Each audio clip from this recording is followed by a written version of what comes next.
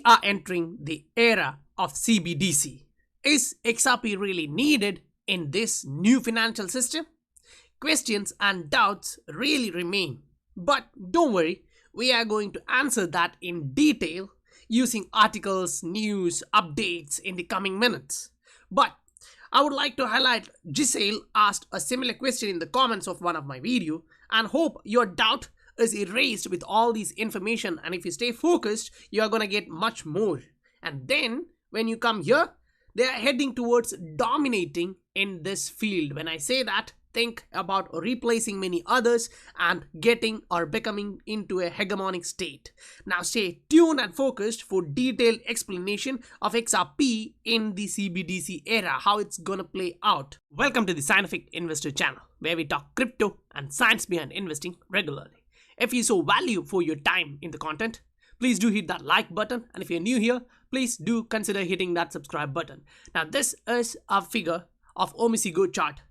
Now this pattern, trend and analysis, we have presented that in the Patreon link, and those who were following that already understood that we kind of got 200% rise from where we are now. Omisigo just here it shows like plus 173%, but in fact it went even more. If you look at the chart, you can understand it went around 220%. Now we were considering the chart from 2.8 and we were actually looking for a break towards 400%. Now considering that, we already made 50% of that. Those who saw the opportunity and started trading that would be getting, at least say they didn't manage to get above here, take the profit, but obviously while looking at the chart price movements, they would be at least be able to get about 100 to 150% in that couple of days. Now if you look at that chart, you can understand that we made that chart on 18th and posted that on 18th. Now if you look at the real chart, the price fluctuation, you can actually see on 21st it went sky high, and if you are looking at the price, it kind of doubled in just 2 days, and in 3 days it reached that 220% mark in profit. So if you are looking to trade in different assets based on your portfolio, and if you want to discuss through that, see charts, setups and all, you can actually use that Patreon link in the description. Or if you want to just support the channel, you can just support the channel using Patreon or PayPal or even XRP wallet address. I have provided that there, so it's up to you. Now let's jump into the fundamental analysis for XRP, right? There are questions, doubts and all regarding the central bank digital currency is actually coming out. So how we should be looking at this? Says this particular article from Payment Sources shows Pay thinks central bank digital currencies are diverse, but all should be open. Open to what, right? We all have doubt, we all have concerns, right? So we have to actually look at other things. Now, yeah, I also wanted to highlight, I actually went through some of the charts I prepared, which is for XRP, which we shared in our Patreon link. But as it's XRP, I would like to actually share the same with you guys too. Those who don't want to spend extra money to learn more about XRP, you're welcome. You can actually use Scientific Investor channel itself to see the patterns available for XRP, because majority of the XRP related information I'm actually sharing it here. But if you would like to discuss about other assets in your portfolio, then you can use the Patreon. Anyway, now getting back into this one, say we are talking about central bank digital currency. They are talking about like 80% of world central banks are considering moving into a central bank digital currency for real-time settlement. Now when we say that, keep this in mind, all of these central banks digital currency should be what? It should be interoperable. Like, we'll read this. Beyond the national central bank digital currencies that are being tested, what if the central banks around the world were working together to build common central bank digital currency standards? Such global standard would simplify interoperability between the central bank systems, which would significantly reduce the cost and complexity of cross-border payments. So why are they looking at central bank digital currency and the interoperability? To do this cross-border payments. And there are a number of initiatives on this path, including the Bank of Internet Settlements' new central bank group, along with 6 other central banks who confirmed a working group earlier this year exploring the shared standards. Now, you have to actually understand these are all isolated kind of trials, experiments, pilot programs, but as they enter into new area, which is kind of the new area itself for the central bank digital currency, you have to understand they all need to interoperate, right? The interoperability standards like ISO 20022, by the time it is completed, every central bank digital currency, if it is available by that time, should be interoperable. Now, here we reads McDonald from the co-founder of R3 here actually discuss innovation in blockchain away from central bank digital currencies are possibly the first time being commercially driven, something he sees as being a vote of confidence in the new technology. Now, when he talk about that, you have to understand he's talking about an entire change in the financial markets and the traditional assets. So that side of finance is fully changing. Now, when I'm kind of bringing you guys one by one into different articles to show you guys one thing, that you have to actually focus on that to understand where I'm actually taking you. So this one actually shows Imgur launches an ad-free subscription. But what are they doing and how are they doing that? They are kind of partnering with a company known as Coil, which kind of worked on a technology known as Interledger, which provides what? The interoperability between different ledgers to move information and value. Now, this particular article shows Skygo, founding member at OMFIF, Digital Monetary Policy Institute, explains why interoperability is an important aspect for central bank digital currency. So what we just saw here at the initial stage is talking about this is coming out and it has to be there, right? But as we move down in the article, say if you want to talk about difference in this article, you can actually come down and look at the wholesale CBDC aspect. They talk about the Bitcoin itself, and above all, they talk about Cypherlink. And what is it? A notary mechanism based on the Interledger protocol. So when Chris Larsen states that Interledger protocol is going to be the standard for interoperability, don't doubt. Okay, anyway, we'll continue with different articles and show you why I believe whatever he states. Okay, now when you come here, they are talking again, uphold a crypto exchange partners with Coin. Now, they can actually do many things with that, but the key here is the web monetization using, if you go to Brave browser, you can get paid in BAT, which, you can register to uphold. So there are additional things there. Now, these are all happening. Key to Interledger, which allows real-time payments to content providers, is the ability to settle payments globally into any digital assets of fiat currency of choice. Now, that is what Interledger protocol avails you. Like, you can do anything using that. You can change it from fiat to digital currency or one digital currency to another instantly, and it's kind of zero cost. It's near to zero cost, so there is no consideration of huge cost, long time waiting and all. Now, this one article shows huge media company to test Ripple XRP with Coil integration. Now, again, this goes back into the interoperability, Interledger protocol and all. Here you can understand that developed by Ripple's Spring investment arm, the Interledger protocol allows payments to be sent with XRP, Bitcoin or whatever asset you want to wherever you want. So that is kind of something what you have to understand. In a central bank digital currency era, banks itself, say this is MUFG, one of biggest banks from Japan, this is its Thai unit, launches blockchain cross-border payments. Now, whenever you see cross-border payments, you have to understand it should be interoperable from one fiat currency to another or one digital asset to another. But at the bottom here, you can see that they are using a different blockchain. Interledger could be a private distributed ledger technology network, given the Interledger protocol was open sourced as Hyperledger Quilt.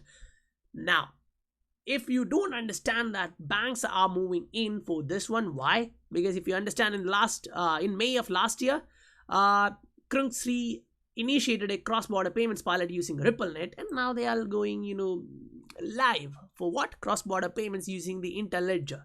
So Bank of Thailand is also experimenting with the central bank digital currency as part of Project Inthanon. So everyone is on this. This is about Singapore Monetary Authority. We went through one document previously, so I won't be explaining that. Now, this article directly shows 100 million grant for web fund aimed to jumpstart a new way to pay online. So again, it is about what? It is talking about Coil. And when we come to the bottom, Interledger, he explained, is a protocol for safely and universally connecting existing payment system into totally agnostic way. So when we talk about entire payment scheme, central banks are not away from that, right? Now, this news These are all, some maybe like 2017, 2016, 2019, but all of this has to be, presented together so that you will understand different areas of finance and payments are getting into interledger. Now, interledger, the native currency there would be XRP, using XRP ledger. Now, Apple introduces interledger API for Apple Pay payments. So that is one of a huge news you have to understand. When a company like Apple is integrating with interledger, there are competitors for that same area, Samsung and others, or even any other payment providers, say payment processors like Google Pay or Alipay, anyone, right? So that is like we went through different companies, corporates and all. Then we can actually see UK's central bank test Ripple's interledger protocol for what cross-border payments. We just saw the same for Thailand, right? We just saw the same for Singapore. So whenever we are looking at these type of central bank initiatives, understand one thing: they are coming up with their central bank digital currency, and they need what? Interoperability to do what? Cross-border payments. So when you are being provided with FUD from different sources, you kind of have to think your own, right? You already have all these information inside your head. You just have to take them out of the box and then kind of segregate it and sort it in a way that you have to understand what is being asked and what you need. So those are the key words, right? Cross-border payments, interoperability, interledger, and what is the bridging asset for all of this? XRP. So if someone is trying to push FUD inside your head, you have to be using your cognitive ability to sort out all these information which you already have digested before and understand where we are heading. Fighting financial exclusion. Now think, they're talking about financial inclusion actually, but here in this heading it is fighting financial exclusion with blockchain payments. Now that's also like 1 year old, it backs to 2019 December. And then when you come to the bottom, you can understand the World Bank actually represents in many documents about RippleNet, interledger protocol and all. Here is showing blockchain is no longer just a concept. That means it is being implemented. The good news is that technology has evolved to allow true interoperability. So what are they talking about? Has already evolved to do what? True interoperability through the global financial service systems, enabling banks and payment providers to send and receive payments for their customers to any other bank payment provider in the world instantly. What you think about when they are talking about that? So how they do that? The introduction of blockchain and the interledger protocol, an open protocol suite for sending payments across different ledgers, allows financial institutions to connect and make islands of value in the payment market and provide interconnectivity between all industry participants, creating an internet of value. Those who already watched last video, yesterday's video, now you understand whenever you see internet of value, what it means. You already know that. What is internet of value? Meaning XRP. Now I showed you the document in which it currently states that, so those who watch that video would be getting more idea based on that side of internet of value. Now much like the internet protocol led to the internet of information, this is internet of value. So when they are talking about the web and comparing it with internet of value, understand we are into something huge. And if you don't understand that, okay, just dump it and leave. That would be better for you. If you are not being able to understand about this after spending hours and hours learning about the subject, then maybe this is not for you. Not everybody is actually having the same ability to think, correlate and proceed, right? So what you have to understand is you have to do your own research, meaning whatever I'm saying here is based on my opinions about all of these articles and my experience in trading and learning about XRP from last 3-4 years. So when I say this, those who are watching this channel for at least 3 to 4 months understand that I've been going through or taking you guys through different governmental documents like IMF, BIS, World Bank, different corporate documents, different central bank documents, all of them showing you that whatever I'm showing you, informing you, is not my opinion, but it is a calculated collection of information from all of those documents and a bit of my opinion that you guys can understand, right? So when I kind of prepare this and talk to you like this, you should be bringing down what? All the key information. Now, I'll actually read this. This, coupled with the wider adoption of digital assets, can significantly speed up settlement of international payment. Meaning, international payment is executed between whom we actually went through that here, right? International money movement is between central banks, and central banks around the world, when they use the cross-border payments, now they need a settlement asset, and that's where we reach here, right? Allowing financial institutions to exchange monetary value. Now understand, it will not only be a central bank digital currency, say Apple or Microsoft, or any other corporate multinational companies in different nations. If they want to move funds from one to another, say they have their own token. Okay, now they are in US, they want to change it to, say for example, South Korea. What they can do is, from the Apple token, just for an example, this is just a hypothetical case, Apple token, they would be sending that to US dollar token or a dollar coin, and then a digital dollar, and then that would be moved towards the South Korean won, the digital won, and then from there to again back to Apple. So for them, what it is will be better to, regulations would be in a way that they can't kick out the governments entirely, that's for sure. So the governments would always say, no, I have to tax that thing, I have to take money from you. So they will actually create a network in a way that they can regulate it 100%. So this would be the case in that aspect too. If the value is being moved from one country to another, it should be from one fiat to another. So they will actually make the network move like this. And above all, think, if Apple's token is being moved from Apple token towards central bank digital currency, you should have a bridge even in the domestic transfer like that. And again, from that digital dollar to digital won, you need a bridge. Again, from the won to Apple token, you need a bridge. So this bridge should be bridging in a manner, it should be scalable, it should be fast, the cost should be near to zero. Otherwise, there is no way this is going to survive long term, right? So that is kind of the general information. Now we are going to jump into charts. Before jumping into the XRP charts, I would like to show you guys REN. Now this is also something which was being discussed in the Patreon. Now there were questions related to that, and I would like to answer to general, because this is kind of, if you're trading this particular coin, you should be aware of this. Yes, I agree that it just broke above the support and resistance zone. It is going to the upside, but you always have to understand, even though it is in a rally, it is continuing the rally, it may pull back towards its trend line support and resistance zone. The first can be around 0.35, the second, it can actually retrace back to near just about 0.26, 0.25 area.